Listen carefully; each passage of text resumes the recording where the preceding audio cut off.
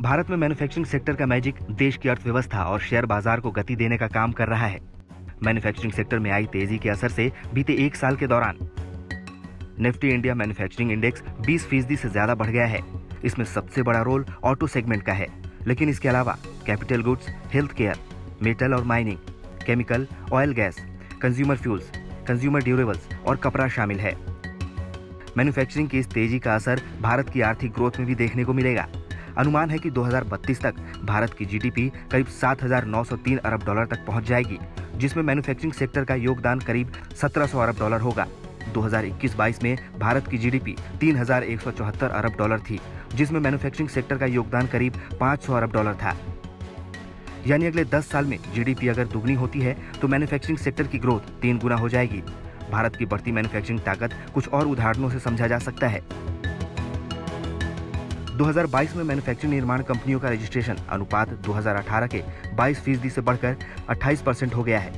वहीं कृषि में ये 2018 के 4% से बढ़कर 2022 के महज 8% हुआ है, जबकि इस दौरान सर्विस सेक्टर में 75 से 64% तक गिरावट दर्ज की गई है।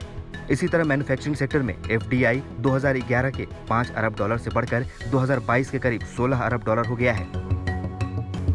मैन्युफैक्चरिंग सेक्टर को बढ़ाने में सरकार की नीतियों का बड़ा रोल रहा है। मेक इन इंडिया, पीएम गति शक्ति राष्ट्रीय मास्टर प्लान, पीएलआई और आत्मनिर्भर भारत जैसे योजनाओं ने मैन्युफैक्चरिंग सेक्टर को ग्रोथ का इंजन बना दिया है। इसके अलावा बेहतर होते इंफ्रास्ट्रक्चर ने भी इस क्षेत्र को बड़ा फायदा पहुंचाया है। इंडस्ट्रियल कॉरिडोर डेवलपमेंट प्रोग्राम और नेशनल इंफ्रास्ट्रक्चर पाइपलाइन से भी मैन्युफैक्चरिंग को मदद मिली है।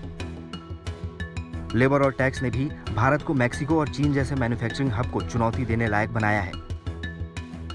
इसके अलावा अलग अलग योजनाओं और फ्री ट्रेड एग्रीमेंट्स ने भारतीय निर्यात में इजाफा किया है, लेकिन इसकी असली ग्रोथ घरेलू खपत की वजह से हुई है। वहीं भारत की इस घरेलू खपत की ताकत की वजह से दुनिया की दिग्गज मैन्युफैक्चरिंग कंपनियां भारत में निर्माण करके इस बाजार में अपनी हिस्सेदारी बढ़ाने में लगी है। वीडियो पसंद आया तो हमें लाइक, कमेंट, शेयर और सब्सक्राइब जरूर करें।